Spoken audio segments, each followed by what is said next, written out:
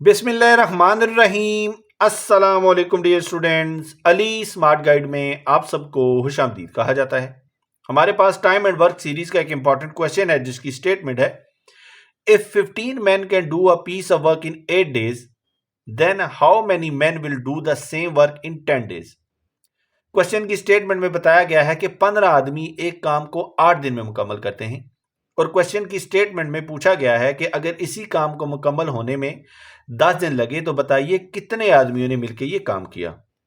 अब हम इस क्वेश्चन को सॉल्व करते हैं। Dear students, man inversely proportional होते हैं डेज के साथ, यानी कि किसी काम को करने में जितने ज्यादा मैन होंगे उस काम को मुकम्मल होने में उतने कम दिन लगेंगे। हम इस एक्सप्रेशन को लिख सकते हैं, मैन इज इक्वल टू के इज डिवाइडेड बाय डेज। यहां पे के एक कांस्टेंट है, के की वैल्यू निकालते हैं। K is equal to man is multiplied by days. Question की पहली स्टेटमेंट के मुताबिक के की वैल्यू हमें हासिल होगी 15 man is multiplied by 8 days. इसको हम देते हैं इक्वेशन 1 का नाम। और क्वेश्चन की दूसरी जो स्टेटमेंट है, अगला हिस्सा है, उसके मुताबिक के की वैल्यू हमें हासिल होगी, मैन हमें नहीं मालूम, इज मल्टीप्लाइड बाय 10 डेज। इसको हम देते हैं इक्वेशन 2 का नाम। अब इक्वेशन 1 और इक्वेशन 2 को हम कंपेयर करते हैं।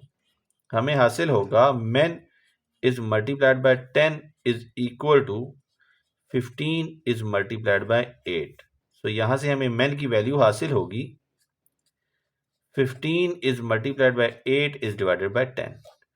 5 2s are 10, 5 3s are 15, 2 1s are 2 and 2 4s are 8 and 4 into 3 are 12 men.